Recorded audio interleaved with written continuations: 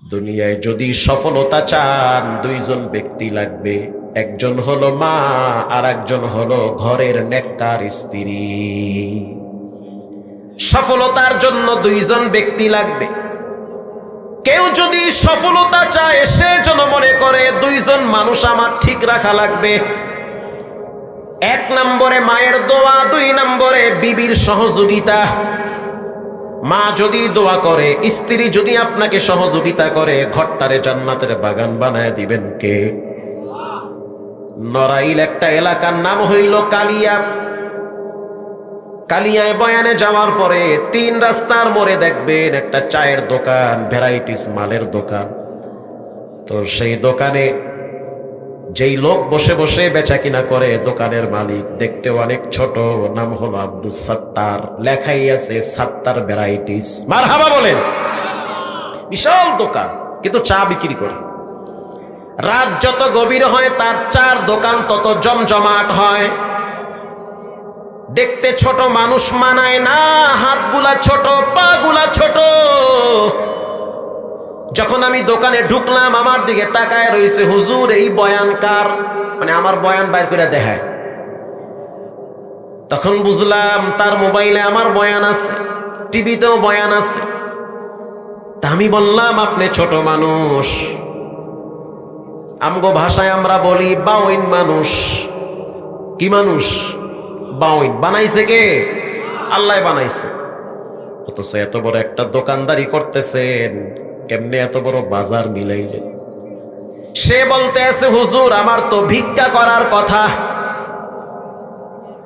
কিন্তু রব্বুল আলামিন আমাকে এমন 2টা নিয়ামত দান করছে যার কারণে আল্লাহ তাআলা আমারে লক্ষ লক্ষ টাকার মালিক বানাইছে। আমি তাকায়া দেখলাম তার 2টা পা নাই। এই কথা কয় কে কোনায়? আমার পা নাই 2টা। তাকায়া দেখলাম আসলেই তার পা নাই। আমি আবার তাকে প্রশ্ন করলাম, ভাই আপনার তো পা নাই, খোদার কসম দিয়া বললে কাফারা দেওয়া লাগবে না? সেই যেই জবাবটা দিল শোনার পরে আমার দিল ঠান্ডা হয়ে গেছে। সে বলল হুজুর কে বলেছে আমার 2টা পা নাই?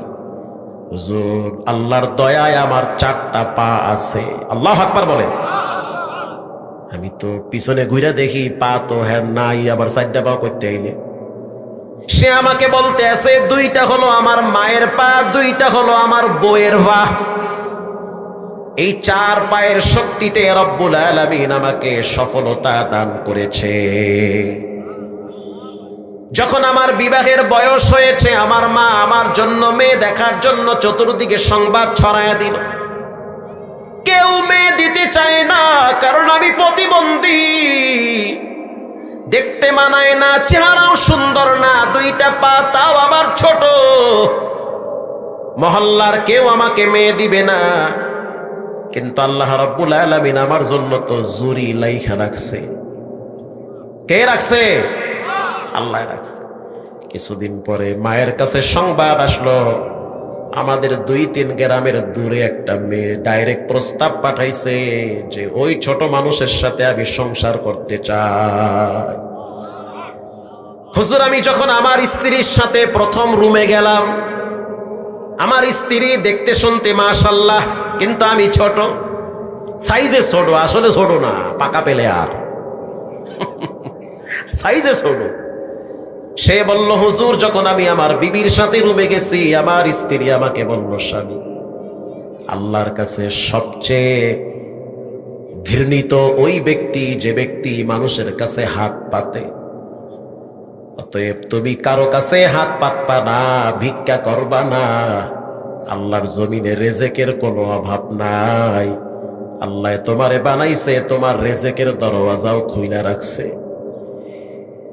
তখন আমি বললাম বিবি আমার, আমি কেমনে টাকা পয়সা উপার্জন করব? কে আমারে কাজ দিবে? এতদিন তো বাফের হোটেলে খাইছি, এখন তো বিবাহ করছি, তুমি আমার স্ত্রী, সংসার তো চালাইতে হবে। চিৎকার মেরে বলল স্বামী আমার, সংসার চালাবার মালিক তুমি না, তোমার আল্লাহ। তুমি চেষ্টা করো। হুজুর আমার বিবি আল্লাহ এমন মিলাইছে যে নেককার স্ত্রী, কানের দুইটা দুল খুলে আমার হাতে রাইখা বলতে আছে, স্বামী বিক্রি করে ছোট্ট একটা চায়ের দোকান দাও। তোমার কাজ হলো চেষ্টা করা, তোমার রবের দায়িত্ব হলো তোমার জন্য রিজিকের রাস্তা খুলে দেওয়া। ওই দুইটা কানের দুল বিক্রি করে ছোট্ট একটা চায়ের দোকান দেওয়া শুরু করলাম। প্রত্যেক দিন আমার স্ত্রী পানি ভৈরা ভৈরা দোকানে পৌঁছায় দেয়, আর আমার মা নিজের হাতে প্রত্যেক দিন ঘরে চা বানায়, সেই চা আমি দোকানে বিক্রি করি। আমার সফলতার পিছনে দুইজন নারী, একজন হলো আমার গর্ভধারিণী মা, আর একজন হলো আমার সহধর্মিণী স্ত্রী। এই দুইজনের সাপোর্টে আর সহযোগিতায় রব্বুল আলামিন আমার 1 লক্ষ টাকার মালিক বানাইছে। দোয়া কইরেন মাকে আর বউরে নিয়ে সামনের বছর ওমরায় যাব। এটা আমি শোনার পরে অবাক হয়ে গেলাম। মায়ের দোয়া কারেন্টের মতো কাজ করে, আবার মায়ের অভিশাপে মানুষের জিন্দেগি তছনছ হয়ে যায়। চাঁদপুর বাস স্ট্যান্ডে গিয়া দেখেন ভিক্ষা করে, ইংরেজিতে কথাও বলে, লিখতেও পারে। এই জীবনে কত শিক্ষিত যুবক দেখছি, দাম্পত্য জীবনে শান্তিতে নাই, শুধুমাত্র মা বাবার সাথে বেয়াদবির কারণে। আবার এমনও মাওলানা দেখছি, এমনও ব্যক্তি দেখছি, এমনও সাধারণ জেনারেল মানুষ দেখছি, বউ চইলা গেছে তারপরও মা ছাড়ে নাই। আল্লাহর দয়ায় মায়ের বরকতে তাকে আল্লাহ ভরপুর নেয়ামত দান করেছে, ঠগায় নাই। 2017 সালে যখন হজের সফরে ছিলাম, আপনাদের উত্তরবঙ্গের না হইল 10-15 জন আলেম ছিল সেই সফরে। জামিল মাদ্রাসার একজন মুহাদ্দিস সাহেব ছিল, আমার মনে পড়তেছে না ওনার নামটা। হজের সফরে দেখলাম বাইতুল্লাহর চতুর্দিকে ঢাকার কেরানীগঞ্জের একজন রিকশাওয়ালা লাব্বাইকের আওয়াজ দিতেছে। প্রথমে আমরা অবাক হয়ে গেলাম যে এই লোক তো বাঙালি। তাওয়াফ করার পরে সিঁড়িতে বসে আছে, পাশে দেখলাম পানির একটা পট। প্রথমে সাহস পাই নাই যে আপনি বাঙালি না আরবি, দেখতে মাশাআল্লাহ সুন্দর। কিছুক্ষণ পর বাঙালি কিছু আলেম কাছে এসে বলল, হুজুর ওই লোক কিন্তু কেরানীগঞ্জে রিক্সা চালায়। কাছে গিয়া বললাম, ভাই আপনার চেহারা চিনা চিনা লাগে। সে বলল, হুজুর কেন চিনবেন না, আমার রিক্সায় তো আপনাদের মতো আলেমরাই বেশি উঠে। আমি তখন বুঝতে পারলাম সে কেরানীগঞ্জে রিক্সা চালাইতো। আমি বললাম, কেরানীগঞ্জে রিক্সা চালান আর বাইতুল্লাহ লাব্বাইকের আওয়াজ দেন, কেমনে সম্ভব? সে জবাব দিল, আমি দুর্বল কিন্তু আমার রব মোটেও দুর্বল না। আমি অবাক হয়ে তাকায় রইলাম, তার ইমানের কাছে তো আমাকে ইমান ছাতায়ও কাজে লাগবে না। আমি রিক্সাওয়ালা দুর্বল হতে পারি কিন্তু আমার রব মোটেও দুর্বল না। আমি বললাম, বুঝতে পারছি প্রসেসিংটা কি, সিস্টেম কি, কেমনে আসলেন হজে?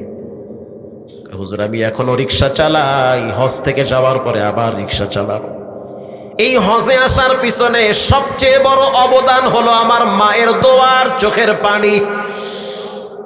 হুজুর আমার মা অসুস্থ, প্যারালাইজ, বিছানায় পড়ে গেছে। আমি আমার মায়ের একমাত্র সন্তান, শুধু একটাই ছেলে আমি। আমার 2টা বোন বিবাহ দিয়েছি, স্বামীর সংসারে ব্যস্ত, কিন্তু মায়ের খেদমত করার মতো কেউ নাই। আমার মা একা একা খাইতে পারে না, নিজে সুজি গরম কইরা আমি আমার মায়ের মুখে তুলে দিই। আমার মাকে আমি ঢাকায় নিয়ে আসছি চিকিৎসার জন্য। কিছুদিন পর পর গ্রাম থেকে ঢাকায় নেওয়া লাগে। চিন্তা করলাম এত টাকা পয়সা আমার খরচ করা সম্ভব না। আমি তো শিক্ষিত না যে আমার জন্য চাকরির ব্যবস্থা হবে। সিদ্ধান্ত নিছি রিক্সা চালাইয়া হালাল পয়সা উপার্জন করে আমি আমার মায়ের চিকিৎসা করব। ছোট্ট একটা রুম ভাড়া নিলাম, ছোট ছোট 2টা রুম ভাড়া নিছি। এক রুমে আমার মা থাকে, আর এক রুমে আমি আমার বউ নিয়া থাকি।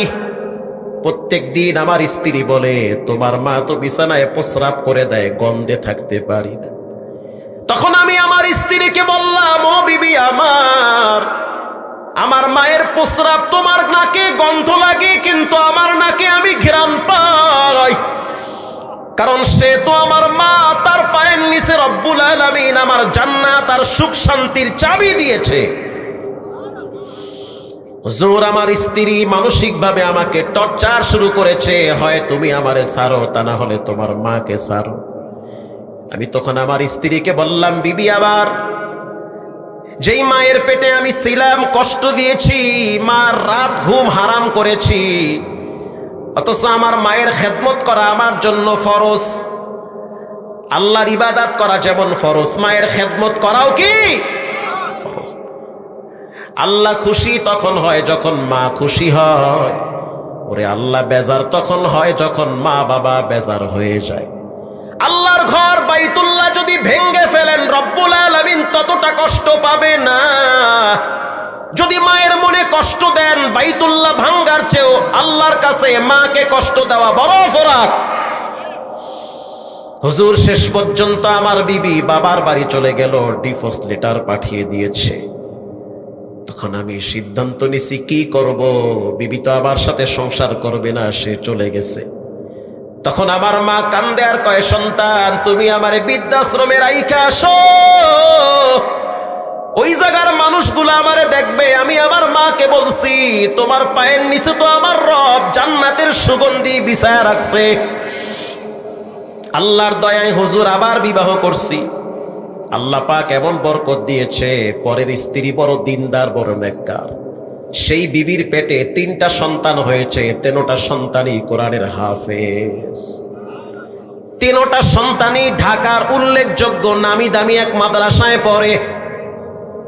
তাহলে চিন্তা করে দেখেন, মায়ের দোয়ায় হজও করলো, আর মায়ের দোয়ায় সন্তান 3টা মানুষও হইল। নিজের জীবনকে সুখময় করে দিয়েছেন কে? পৃথিবীর মানুষ। আল্লাহর ওয়ার্ডার, আল্লাহর হক, তারপরে মা বাবার হক। কোরআনে আল্লাহ তাআলা বলেন, ওয়াকাদা রাব্বুকা আল্লা তা'বুদু ইল্লা ইয়্যাহু ওয়া বিল ওয়ালিদাইনি ইহসানা। আল্লাহর ইবাদতের পরে মা বাবার সাথে সদ্ব্যবহার কর। ইম্মা ইয়াবলুগান্না ইনদাকাল কিবারা আহাদুহুমা আও কিলাহুমা, 2 জনের একজন যদি পাও, আব্বারে পাইছো না হয় মায়েরে পাইছো, জান্নাত কামায়া নাও। সুখ শান্তি আর সফলতা মা বাবার কাছে আল্লাহ লিখে রেখেছে। প্রিয় ভাইয়েরা আমার, এজন্য যতদিন হায়াত পান কখনোই মা বাবার সাথে খারাপ ব্যবহার করা যাবে না। আব্বা আম্মা হলো আপনার জীবনের সবচেয়ে বড় নেয়ামত। ঢাকা শহরের একজন আলেমের নাম বললে সব আলেমরা চিনবে। যত মাদ্রাসার ছাত্র এখানে আছে, তার নাম বললে চিনবে না এমন কোন ছাত্র এখানে পাওয়া যাবে না। অথচ এক সময় তার কিছুই ছিল না। 4টা মাদ্রাসায় তিনি বুখারী পড়ায়, অনেক বড় আলেম। এখন দেখি বড় বড় পয়সাওয়ালারা তার পিছনে দাঁড়ায় থাকে, গাড়ির চাবি নিয়ে, প্রাইভেট কারের। হুজুর, আমার গাড়িটা আপনি ব্যবহার করেন। সম্মানের কোনো অভাব নাই। সে যখন রাস্তা দিয়ে চলে, তার ছাত্ররা জুতা উঠাইয়া বুকের সাথে লাগায়। আল্লাহু আকবার বলেন। অনেক বড় আলেম, অনেক নামি দামি আলেম। সরকারি দল আর বিরোধী দল নাই, জামাত আর চরমনাই, আর হেফাজত আর আওয়ামী লীগ বিএনপি নাই। অনেক মানুষ তাকে মহব্বত করে, আমার চোখ দিয়া দেখছি। পরবর্তীতে শুনতে পাইলাম তার ঘরে 20 বছর পর্যন্ত তার আব্বা প্যারালাইজ অবস্থায় বিছানায় পড়ে আছে। সে একদিন চোখের পানি ছেড়ে দর্শে বসে কান্দে আর বলে, আমার সফলতার পিছনে আমার ওই অসুস্থ বাবার দোয়া সবচেয়ে বেশি কাজে লাগছে। তোমাদের এখানে ক্লাস কইরা যখন আমি ঘরে যাই, ঘরে গিয়া দেখি আমার বিবি ঘুমায়, সন্তানরাও ঘুমায়, কিন্তু আমার আব্বা প্রস্রাব পায়খানা করে বিছানা নষ্ট করেছে। আমার দামি জামাটা খুইলাম, কোমরে গামছা বান্ধা আমি আমার আব্বার রুমে গিয়া বাবার প্রস্রাব পায়খানার খাতা পরিষ্কার করি। শুধু তাই না, পানি গরম কইরা বাবারে গোসল করাইয়া নতুন জামা পরাইয়া কেবলার দিকে ফিরাইয়া বসায়া রাখি। 20 বছর পর্যন্ত বাবার হাত পা লড়াইতে পারে না। একদিন আমার আব্বাজান রাগে আমার শরীরে পিছনে মাজায় একটা লাথি মারছে। ব্রেন স্ট্রোকের রোগী মাঝে মাঝে মাথায় কাজ করে না, উল্টাটা বুঝতে চায় যে সমস্ত মানুষ ব্রেন স্ট্রোক করে। আমার আব্বা যখন আমারে লাথি মারল, তখন আমি আমার আব্বার আর একটা পায়ের পাতার ভিতরে চুবা দিয়া বলতে আছি, আব্বা লাথি তুমি 10টা মারো, তারপরও তুমি আমার আব্বা। এই যে হাদিসের কিতাব পড়ি, সব বরকত তোমার কারণে আল্লাহ তাআলা দিয়েছেন। তখন আমার আব্বা আমারে বুকের সাথে জড়ায় ধইরা মাথায় হাত দিয়া বলতে আছে, আল্লাহ পৃথিবীতে যত যুগশ্রেষ্ঠ আলেম আছে তাদের কাতারে আমার এই সন্তানটারেও লেখা দাও। এজন্য যুবক ভাইয়েরা, মুরব্বী বাবারা, মানুষের অধপতনের পিছনে সবচেয়ে বড় কারণ হলো মা বাবার সাথে বেয়াদবি করা। খবরদার, কখনোই আব্বা আম্মার সাথে নাফরমানি করবেন না, জীবন ধ্বংস হয়ে যাবে। আমি তো সৌদি আরবে এমন সন্তান দেখছি, মায়ের লাশ দেখতে পারে নাই, বাবার লাশও দেখতে পারে নাই। কাবার গিলাফ ধরে অনেক কান্দে আর কয়, আল্লাহ প্রবাসে আছি, মাকে দেখি নাই, মারা গেছে, দাফন দিয়া ফালাইছে, বাবাও মারা গেছে, কবরে চলে গেছে। আজ ঈদের দিন, সামর্থ্য আছে কিন্তু মায়ের জন্য একটা শাড়ি কিনে দিতে পারি না। ঘরে ফ্রিজে মাছ গোস্তর অভাব নাই কিন্তু আব্বারে খাওয়াইতে পারি না। সুখের দিন মা বাবা নাই, দুঃখের দিন তারা কষ্ট করে জীবন পার করেছে। লম্বা সময় নিব না, অনেক রাত হয়েছে। ছোট্ট একটা হাদিস আপনাদেরকে শোনাই। একজন সাহাবী এসে বলল, হুজুর আমি জিহাদের ময়দানে যেতে চাই। আল্লাহর হাবিব বলল, তোমার কে আছে? বলে, আমার মা ছাড়া কেউ নাই। নবীজি বলল, তোমার মা কেমন, সুস্থ না অসুস্থ? বলে, আমার মা অসুস্থ। তানবীহুল গাফিলিনে আসছে। নবীজি বলল, জিহাদের ময়দানে যাওয়া লাগবে না, তুমি তোমার মায়ের খেদমত করতে থাকো, জিহাদের নেকি তোমার আমলনামায় রব্বুল আলামিন জমা করে দিবে। সাহাবী বলতে আছে, হুজুর আমি আমার মাকে নিজের হাতে গোসল করাই, আমার মা বৃদ্ধা হয়ে গেছে। আল্লাহ কোরআনে বলেন, উফিউ ওয়ালা তানহারুহুমা। ও বক্তা মাহমুদুল হাসান, সাবধান, তোমার কথার দ্বারা যেন মা শব্দ না করে, আবার তোমার মায়ের কথার দ্বারা যেন তুমি শব্দ না করো। আল্লাহ বলেছেন, ওয়াহনান আলা ওয়াহানি ওয়া ফিসাল, কষ্টের পর কষ্ট তোমার মা তোমার জন্য সবচেয়ে বেশি করেছে। তুমি যখন তোমার মায়ের পেটে ছিলা, পা দিয়া লাথি মারছো, হাত দিয়া ঘুষা মারছো, মাথা দিয়া আঘাত করেছো, তোমার মা সহ্য করেছে। ওরে জন্মের পরে তোমার মা তোমার জন্য রাত জেগে জেগে পাখা দিয়া বাতাস করেছে। এখন তোমার শ্বশুর বাড়ি, তোমার স্ত্রী, তোমার শালা সুমন্দির অভাব নাই। এক সময় এমন ছিল, তোমার বাবার টাকা ছাড়া তুমি এক চুল পরিমাণ চলতে পারতা না। জোরে বলেন ঠিক কিনা? তোমার কান্নার আওয়াজ তোমার মা ছাড়া কেউ শুনতো না। যেই ঘরে ছোট্ট বাচ্চা আছে, মায়ের দুধ খায়, গিয়া খবর নিয়ে দেখে, রাত্রিবেলা না হইল 30 বার মায়ের ঘুম ভাঙ্গে বাচ্চার কান্নার আওয়াজে। যতবার ঘুম ভাঙ্গে ততবার বাচ্চারে দুধ খাওয়ানো লাগে। প্রস্রাব কইরা দেয় তোমার মা, তোমার প্রস্রাবে ঘুমায়। পায়খানা কইরা দাও, তোমার মা মেথরনির মতো সাফ করে। আজ তোমার শক্তি হয়েছে, রক্ত গরম হয়েছে, হাড্ডি মোটা হয়েছে, তুমি তোমার মাকে ধমক দাও না ফরমান। আল্লাহর সৃষ্টি জগতে সবচেয়ে ঘৃণিত ব্যক্তি তুমি, যিনি মা বাবার সাথে খারাপ ব্যবহার করে। প্রিয় ভাইরা আমার, এখানে এমন মানুষ বসা আছে যে নিজের হাতে নিজের মাকে কবরে রাখছে, নিজের আব্বারে নিজের হাতে কবরে রাখছে। পুরা প্যান্ডেলের ভিতরে পাক্কা নিয়ত করে নেন, জীবনে কোনোদিন মা বাবার সাথে বেয়াদবি করব না, জীবনে কোনোদিন নামাজ ছাড়বো না, হারাম খাবো না, ওস্তাদের সাথে বেয়াদবি করব না। দিলটা যদি ভালো থাকে, তওবার নিয়াইতে সকলেই 2টা হাত আল্লাহকে দেখায়া দাও। নারায়ে তাকবীর। আল্লাহ হাতগুলা জীবনে কাবায় কবুল করে, নবীজির রওজার আধারে সালাম দেওয়ার তৌফিক দেন। আরো জোরে বলেন আমিন। আল্লাহ রাব্বুল আলামিন বলেন, ওয়া'বুদুল্লাহ পৃথিবীর মানুষ তোমরা একজনের বন্দিগি করো, দাসত্ব করো, গোলামি করো, ইবাদত করো যিনি তোমার স্রষ্টা, যিনি তোমার রব। চিৎকার মেরে বলেন তিনি হলেন কে? এমন একজন রবের গোলামি করবে যার কোনো লয় নাই, কোনো ক্ষয় নাই। লা তাখুযুহু সিনাতুন ওয়ালা নাওম। পৃথিবীর মানুষ তোমরা এমন একজন রবের গোলামি করবে যার কোনো ঘুম নাই, কোনো তন্দ্রা নাই। তুমি ঘুমাও, তোমার রব ঘুমায় না। পৃথিবীর সব মানুষ যখন ঘুমের ভিতরে বিবর হয় তখন রব্বুল আলামিন প্রথম আসমানে আইসা তার বান্দারে ক্ষমা করার জন্য ডাকতে থাকে। আরো জোরে বলেন, ক্ষমার জন্য ডাকে। আলামিন মুস্তাগফিরিন ফাগফির। কে এমন পাপী আছো যে গুনাহ করে করে জীবনটারে নাপাক বানাইছো? আমি রবের কাছে ক্ষমা চাও, আমি ক্ষমা করার জন্য প্রস্তুত আছি। মারহাবা বলেন। একজন সাহাবী ছোট্ট একটা পাখির বাচ্চা নিয়ে নিজের ঘরে চলে আসছে, হাদিসে আসছে। পিছনে তাকায় দেখলো পাখির বাচ্চাটার মা পিছনে পিছনে সাহাবীর ঘরে চলে আসছে। সাহাবী এবার পাখির বাচ্চাটা মাথায় নিছে, পাখির বাচ্চার মা পিছনে পিছনে মাথায় আইসে পড়ছে।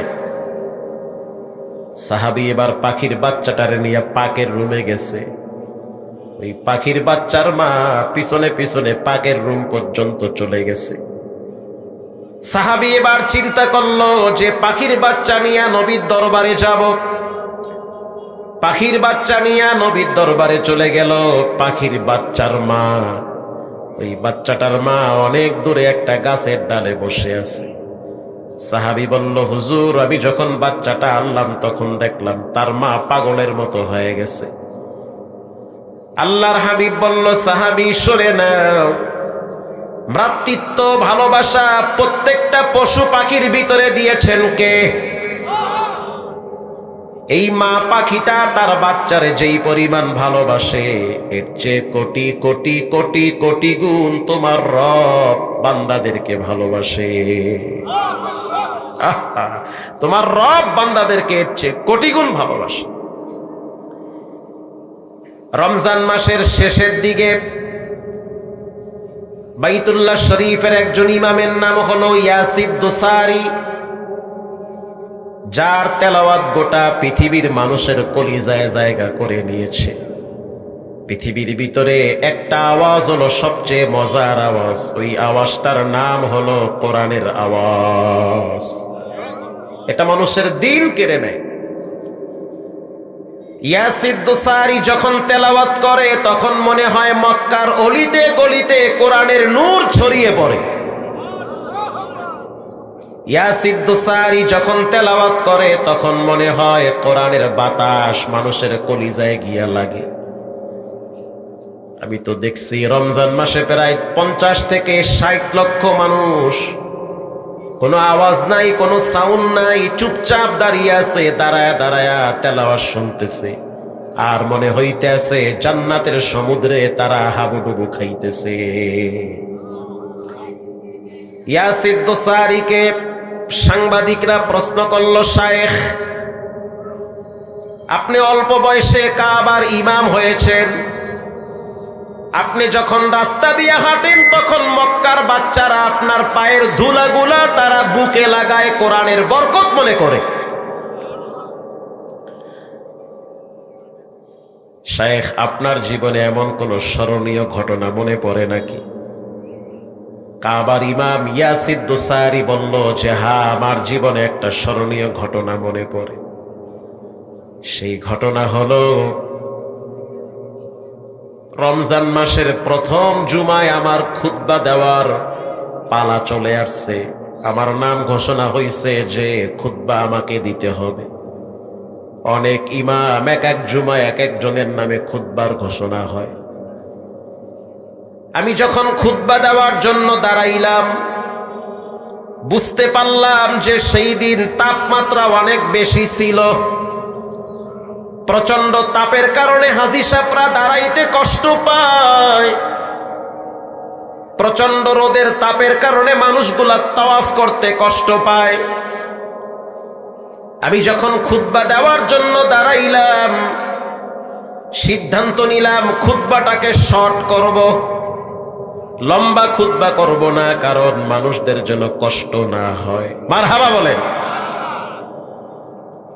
খুতবা দেওয়ার জন্য যিনি তখন দাঁড়াইলেন তিনি নিজেই বলতেছে, আল্লাহুম্মা লাকাল হামদু কুল্লুহু ওয়া লাকাশ শুকরু কুল্লুহু, লাকাল হামদু বিল ঈমান ওয়া লাকাশ শুকরু বিল কুরআন। আমি খুতবা দিলাম, খুতবা শেষ করলাম। জুমার সালাতের জন্য যখন আমি কাবার সামনে দাঁড়াইছি, আমি সিদ্ধান্ত নিলাম প্রথম রাকাতে সূরা হাশরের শেষ কয়েকটা আয়াত তেলাওয়াত করব। হুয়াল্লাহুল্লাযী লা ইলাহা ইল্লা হু আলিমুল গায়বি ওয়াশ শাহাদাতি হুয়ার রাহমানুর রাহিম।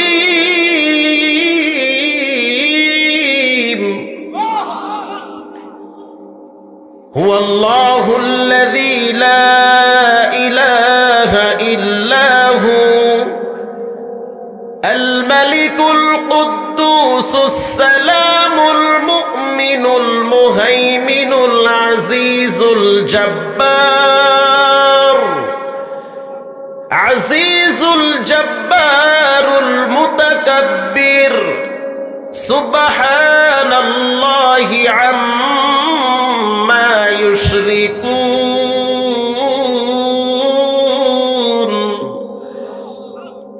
هو الله الخالق البارئ المصور له الأسماء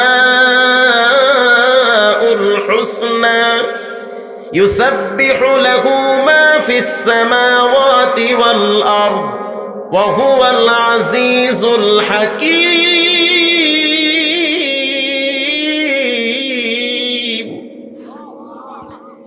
ইয়াসির দোসারি বলেন, প্রথম রাকাতে তেলাওয়াত করলাম সূরা হাশরের শেষ আয়াতগুলো, দ্বিতীয় রাকাতে তেলাওয়াত করলাম সূরা কুরাইশ, লিইলাফি কুরাইশ ইলাফিহিম রিহলাতাশ শিতাই ওয়াস সাইফ ফালইয়াবুদু রাব্ব হাযাল বাইত। মারহাবা বলে, ফালইয়াবুদু রাব্ব হাযাল বাইত। ইয়াসির দোসারি বলেন, যখন আমি এই আয়াত তেলাওয়াত করলাম তখন আমার কলিজার ভিতরে কাঁপুনি শুরু হয়ে গেছে। ওই বক্তব্য এখনো আমার মোবাইলে আছে তার। জি, এটা বানোয়াট কাহিনী না, ইয়াসির দোসারি বলতেছে। যখন আমি কাবার সামনে দাঁড়ায় পড়লাম, ফালিয়াবুদু রাব্ব হাযাল বাইত, তোমরা এই ঘরের রবের গোলামি করো। আল্লাহু আকবার বলে। ইমাম সাহেব বলে, আমি তো সেই ঘরের সামনে দাঁড়ায় রয়েছি, হযরত আসওয়াত আমার সামনে আছে, মাকামে ইব্রাহিম আমার ডান পাশে আছে, জান্নাতি দুইটা পাথর আমার ডানে আর বামে। আল্লাহু আকবার বলে। নামাজ শেষ করার পর আমি বুঝতে পারলাম পিছন থেকে কে যেন কাঁদতেছে। আমি যখন মাথাটা ঘুরাইলাম, তাকায় দেখলাম অনেক সুন্দর এক সুদর্শন যুবক আমার দিকে আসার জন্য মোটামুটি দৌড় মারা শুরু করছে। নিরাপত্তা কর্মীরা, সিকিউরিটি গার্ড, তারা তাকে আটকায় দিয়েছে, খবরদার কাবার ইমাম, 10 হাত দূরে থাকবা। ইয়াসির দোসারি বলেন, আমার দেখা বড় মায়া লাগছে, এত সুন্দর চেহারা, চোখের গোড়ার পানি বায়া বায়া বায়া বায়া এহরামের কাপড় ভিজতেছে। আমি তখন বললাম, তাকে আসার জন্য রাস্তা ছেড়ে দাও, কেন জানি তার প্রতি আমার মায়া জন্মাইতেছে। ও যখন আমার কাছে আসছে, আমি তাকায় দেখলাম ওর চোখ দিয়া পানি পড়তে পড়তে মনে হইতেছে চোখ দিয়া রক্ত ঝরতেছে।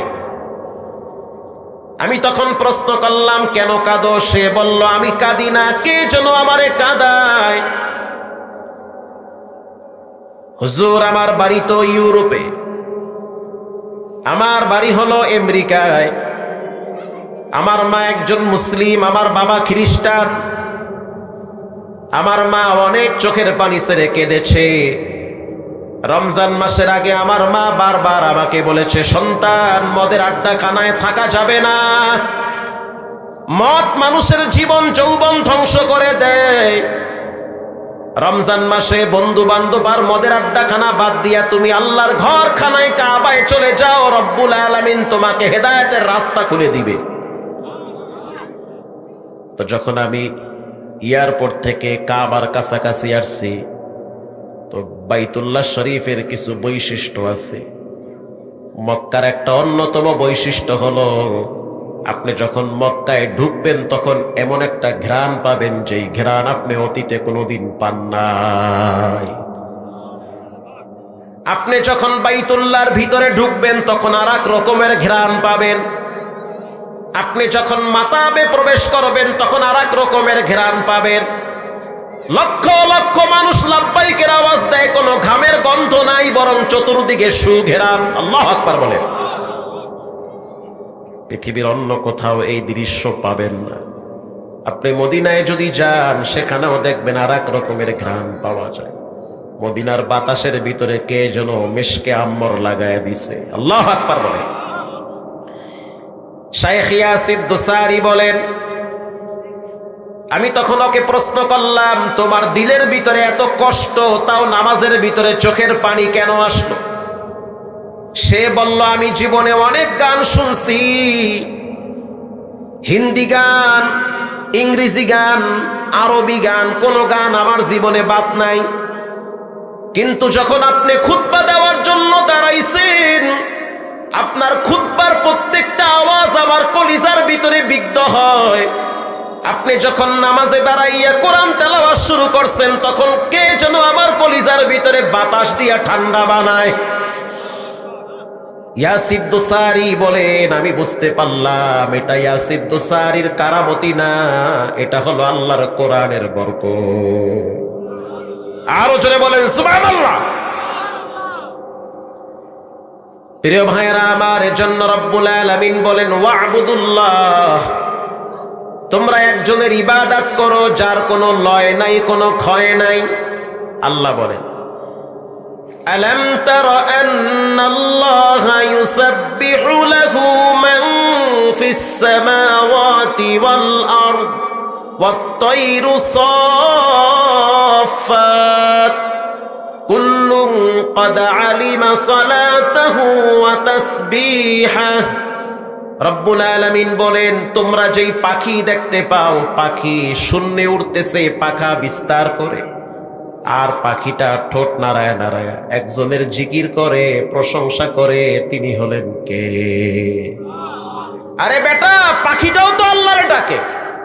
আর তুমি জুমার দিনও দেখি মসজিদের সামনে দিয়া বিড়ি টানতে টানতে যাও, অনেক তীব্র মানুষ যদি নামে ধাক্কায়া 1.5 মাইল দূরে লয়া যায়। কিন্তু আশ্চর্য বিষয় হলো, একই নদী, পানি প্রবাহমান, অথচ এক পাশের পানি মিষ্টি আর এক পাশের পানি লবণ। অবাক হয়ে যাবেন, আশ্চর্য আপনি বোধ করবেন, আপনার চোখ কপালে উঠে যাবে। কেমনে সম্ভব? একই নদী, একসাথে পানি চলে, অথচ এক পাশের পানি মিষ্টি আর এক পাশের পানি লবণ। এটা একজনই পারে, তিনি হলেন কে? এটা আল্লাহ পারে। প্রিয় ভাইয়েরা আমার, ঢাকার একটা এলাকার নাম হলো খিলগাঁও। কি গাঁও? খিলগাঁও। সেখানে একটা ফ্লাইওভার আছে। ফ্লাইওভারের নিচে পুলিশ দাঁড়ায় দাঁড়ায় ডিউটি করে।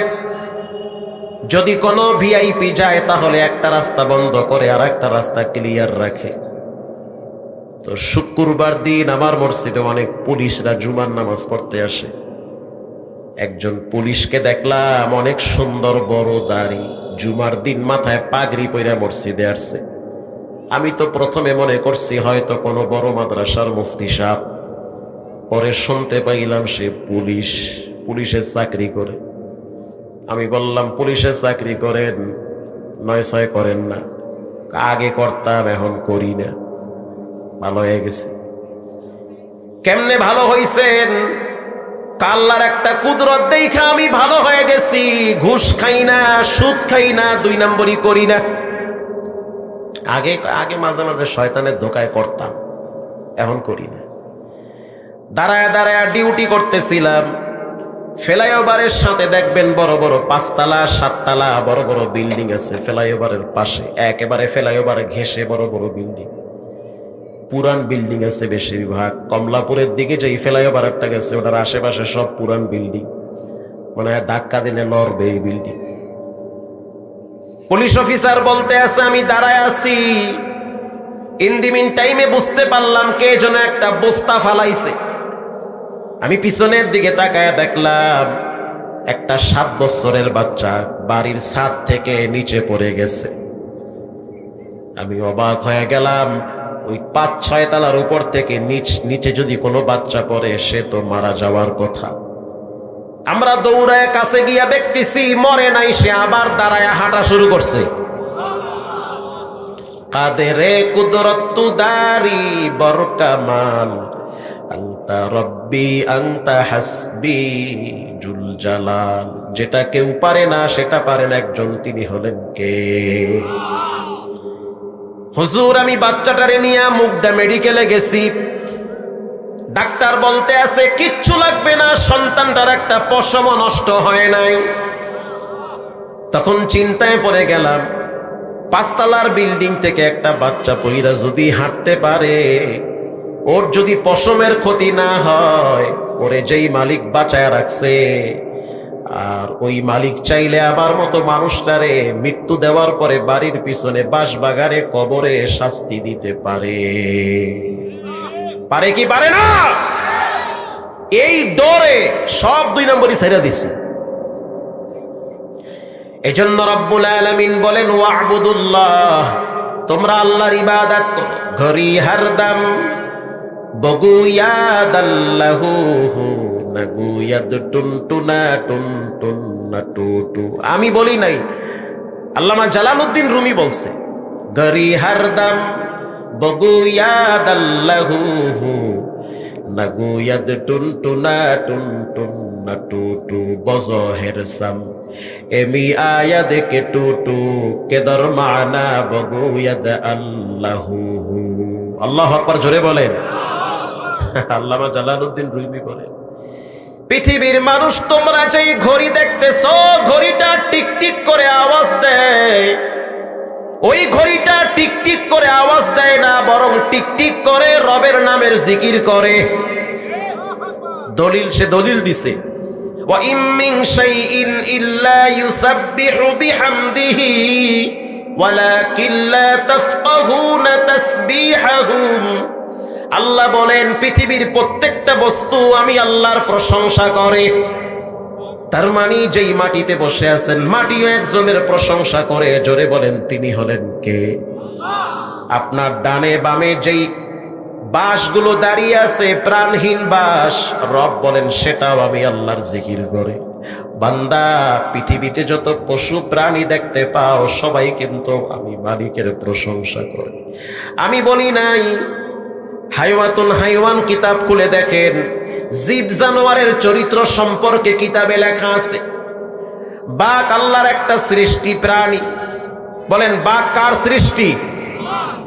বাঘ প্রতিদিন আল্লাহর কাছে বলে, আল্লাহ আমার মেজাজটা গরম আপনি ভালো করে জানেন, আমার রাগ বেশি তাও জানে, আমি মরা মানুষ খাই না বরং জেতা মানুষ খাই। রব্বুল আলামিন আমার মেজাজ এত গরম থাকে এটা আপনি ভালো করে জানেন, বানাইছেন তো আল্লাহ আপনি।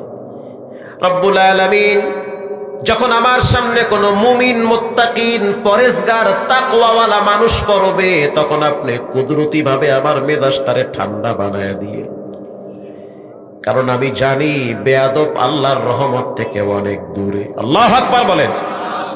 লিকুল্লি শাইইন জিনাতুন ফিল ওয়ারা ওয়া জিনাতুল মারজতামামিল আদাবি আদো খোদা খা হিমে তৌফিকে আদব বেআদব মাহরুমে গাশাজ ফজলে র। বেয়াদব যারা, যে সমস্ত যুবকরা বেয়াদব, উশৃঙ্খল, বেশর্মা, বেলাজা, এরা তো নিজেরা ভালো থাকতে পারে না, আরেকজনকেও ভালো থাকতে দেয় না। হাজারো মানুষের অভিশাপ নিয়ে জীবন চালায়। আসতে বলবেন না, জোরে বলেন। প্রিয় ভাইয়েরা আমার, এজন্য রব্বুল আলামিন বলেন সবার স্রষ্টা আমি আল্লাহ, আমার ইবাদত করো। পৃথিবীর সব প্রাণী আমি আল্লাহ তোমার গোলামির জন্য বানাইছি। একটা গরুর দিকে তাকায় দেখো, তাহলে তুমি তোমার রবের পরিচয় পাবা।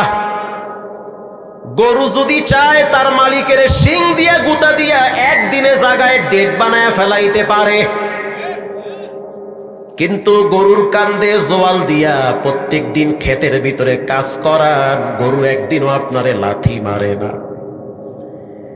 গরুর ওলান থেকে 3 কেজি 4 কেজি দুধ নামান, অথচ গরুর বাচ্চাটারে দুধ খাইতে দেন না। রাত্রিবেলা গরুর বাচ্চারে 10-8 ডিফারেন্সে বাইন্দা রাখেন, যেন গরুর ওলান থেকে মুখ দিয়া দুধ খাইতে না পারে। রাত্রিবেলা গরুর বাচ্চাটার মুখ খুলে যায়, চিৎকার মেরে বলে মা আমার কলিজা শুকায় গেছে, দুধ দাও। তখন মা গরু ডাক দিয়া বলে বাচ্চা সবুর কর, ধৈর্য ধর। আল্লাহ রাব্বুল আলামিন আমাদেরকে বনি আদমের খেদমতের জন্য বানাইছে। বনি আদম খাবে, দুধ দহন করবে, তারপরে যতটুকুন থাকবে বাচ্চা তুমি খায়া তোমার জীবন চালাবা। ও মালিক, তুমি রাত্রিবেলা মশারি টানাইয়া ঘুমাও, কত বড় নিমুখ হারাম তুমি। তোমার গরুটা তোমার সাথে 2 নম্বরই করলো না, অথচ তুমি তোমার রবের সাথে 2 নম্বরই করলা। সকালবেলা তুমি উযু করলা না, মসজিদেও গেলা না, রবকে সিজদা দিলা না। বাচ্চাটারে দুধ না খাওয়াইয়া ওলান থেকে 3 কেজি দুধ দহন করা হয়। এরপরে বাচ্চাটারে ছাইরা দাও, বাচ্চাটা মায়ের ওলানে মুখ দিয়া দেখে কোনো দুধ নাই, তখন মাথা দিয়া বাড়ি মাইরা মাইরা দুধ নামায়। দেখবেন মাঝে মাঝে মা গরুর চোখের পানি বায়া বায়া পইরা যায়। আমি বলি নাই, ইমাম গাজ্জালী রহমাতুল্লাহি আলাইহি বলেন উযু ছাড়া নামাজ ছাড়া সকালবেলা যেই গরুটার ওলান থেকে দুধ নামাইলা, ওই গরুটা বিচারের ময়দানে বলবে মালিক, যারে তুমি আমার গোলাম বানাইছো সে তো তোমার গোলাম, তোমার গোলামি করলো না, আমি আমার দুধের দাবিও ছাড়বো না। পৃথিবীর সব বস্তুকে একজনের গোলাম বানিয়েছেন, চিৎকার মেরে বলেন তিনি হলেন কে? একটা কুকুরের দিকে যদি তাকান যুবক, তাহলে তুমি তোমার মালিকের পরিচয় পায়া যাবা। বর্তমান সময়ে মদ, গাঁজা, হিরোইনের চেয়েও ভয়ঙ্কর নেশার নাম হলো মোবাইলের নেশা।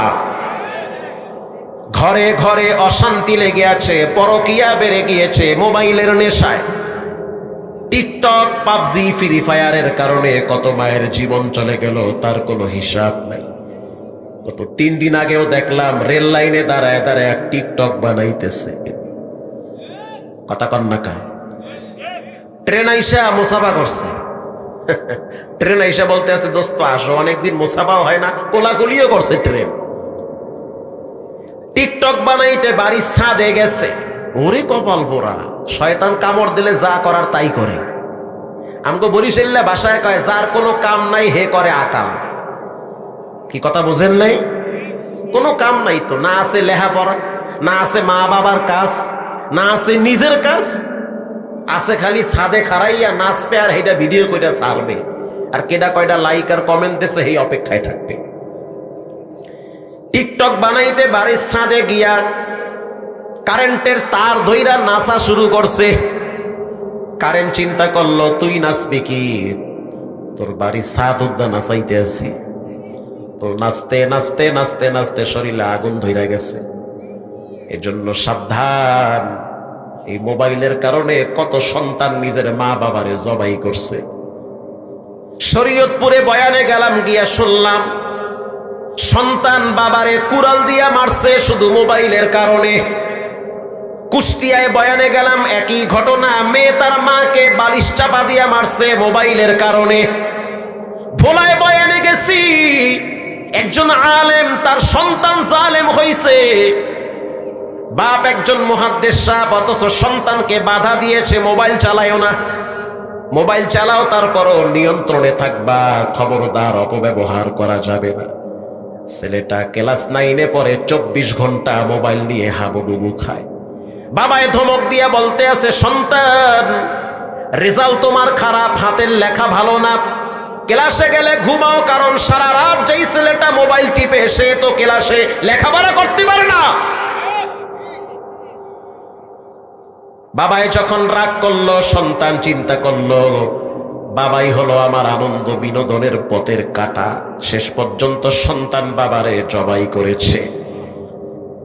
আউযুবিল্লাহ না নাউযুবিল্লাহ। বর্তমান ঘরে ঘরে ঘরে ঘরে মা বাবা সন্তানের হাতে নির্যাতনের শিকার হয়।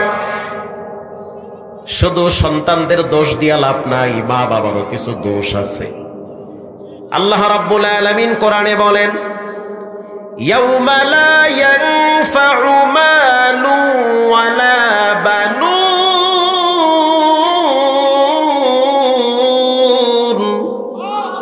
আরে মিয়া গলা ছাইরা দিয়ে ফাড়ায়া জোরে কোন আল্লাহু আকবার। ইল্লা মান আতাল্লাহা বিকলবিন সালিম। আল্লাহ বলেন মাল কাজে আসবে না, সন্তান কাজে আসবে না। আই হাই কয় কি, এত পয়সা কামাই করি সম্পদ বোঝে কাজে আসবে না? সন্তানরে এত কষ্ট করে লালন পালন করে বড় বানাইছি, সন্তানও কাজে আসবে না। আল্লাহ রাব্বুল আলামিন বলেন কলবে সালিম, একমাত্র পবিত্র আত্মা কাজে আসবে, যার অন্তরে হিংসা নাই, কোনো অহংকার নাই। এমন আত্মাগুলা ডেকে ডেকে বেছে বেছে জান্নাতের দরওয়াজায় তুলে দিবেন কে? এবার আসেন মূল আলোচনায়। আল্লাহ রাব্বুল আলামিন বলেন তোমরা একজনের গোলামি করবা, তবে শিরিক মুক্ত গোলামি করা লাগবে। লা রাজ্জাকা ইল্লাল্লাহ। দোকান আমারে খাওয়ায় না, ব্যবসা আমারে খাওয়ায় না, জমিন আমারে খাওয়ায় না। আওয়াজ দিয়ে বলেন খাওয়ায় কে? বৃষ্টি আসতে পারে, আসবে আসবে বলা যাবে না, বলতে হবে আসতে পারে। শিরিক মানুষের পয়েন্টে পয়েন্টে জয়েন্টে জয়েন্টে ঢুকে যায়। আকাশ মেঘাচ্ছন্ন হইছে, আপনি কেমনে জানলেন যে বৃষ্টি আসবে? জিবরাইলকে আপনারে মেসেজ করছে যে বৃষ্টি আসতে আছে, তুমি বইলা দাও। এমনও তো হয় এক জায়গায় মেঘ করে বৃষ্টি হয়, আর এক জায়গায়, ঠিক কিনা বলে? আল্লাহ রাব্বুল আলামিন বলেন শিরিক মুক্ত ইবাদত। 2 নম্বরে ওয়াবিল ওয়ালিদাইনি ইহসানা। আল্লাহর ইবাদতের পরেই হবে মা বাবার সাথে ভালো ব্যবহার। এই সমাজের অধিকাংশ যুবকরা মা বাবার অভিশাপ নিয়ে জীবন চালায়। আবার বলি, 5 বার বলব, এই সমাজের অধিকাংশ ছেলে মেয়েরা মা বাবার অভিশাপ নিয়ে জীবন চালায়। মা বাবার বরদোয়া নিয়ে জীবন চালানো মানে জাহান্নামের রাস্তা দিয়ে হাঁটা। কোন সন্তানের উপরে যদি মা বাবার বরদোয়া থাকে, খোদার কসম সেই সন্তান কোনোদিন সফলতা পায় না। আলহামদুলিল্লাহি রাব্বিল আলামিন। লা ইলাহা ইল্লাল্লাহু ওয়াহদাহু লা শারীকা লাহ, লাহুল মুলকু ওয়া লাহুল হামদু ইহয়ী ওয়া ইউমীত ওয়া হুয়া আলা কুল্লি শাইইন কাদির। اللهم حاسبني حسابا يسيرا ربنا ظلمنا أنفسنا وإن لم تغفر لنا وترحمنا لنكونن من الخاسرين ربنا آتنا في الدنيا حسنة وفي الآخرة حسنة وقنا عذاب النار وأدخلنا الجنة مع الأبرار يا عزيز يا عزيز يا غفار يا ستار يا كريم রব্বুল আলামিন। জিন্দেগির গুনার বোঝা মাথায় নিয়ে হাত তুলছি। রাতেও গুনাহ করেছি, দিনেও গুনাহ করেছি। গুনাহ করে করে করে করে জীবনটারে নাপাক বানায় ফেলাইছি। গুনাহ মাখা 2টা হাত নিয়ে আপনার দরবারে ফকিরের মতো উত্তোলন করেছি। চোখ দিয়া জীবনে অনেক খারাপ দৃশ্য দেখেছি, চোখ তো নাপাক হয়ে গেছে। জিহ্বা দিয়া মিথ্যা বলে বলে জিহ্বাটারে নাপাক বানাইছি। পা দিয়া খারাপ জায়গায় হাইটা গিয়া পাটারেও নাপাক বানায় ফেলাইছি। আয় আল্লাহ, জানি না কার না জানি দোকানে কাপড়ের কাপন চলে আসছে, জানি না কার না জানি মসজিদের পালকিটা রেডি হয়ে গেছে।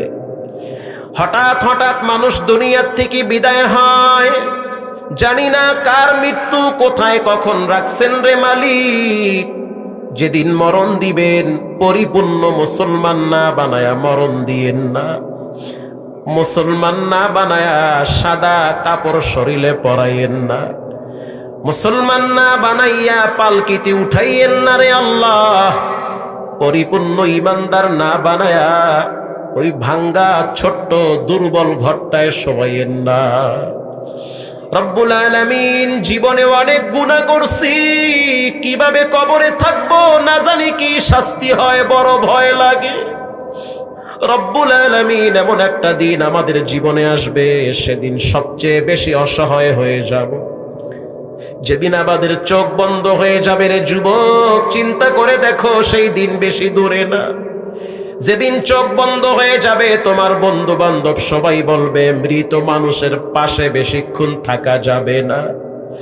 সন্তানগুলা বলবে আব্বা মারা গেছে, তাড়াতাড়ি বাবারে ঘর থেকে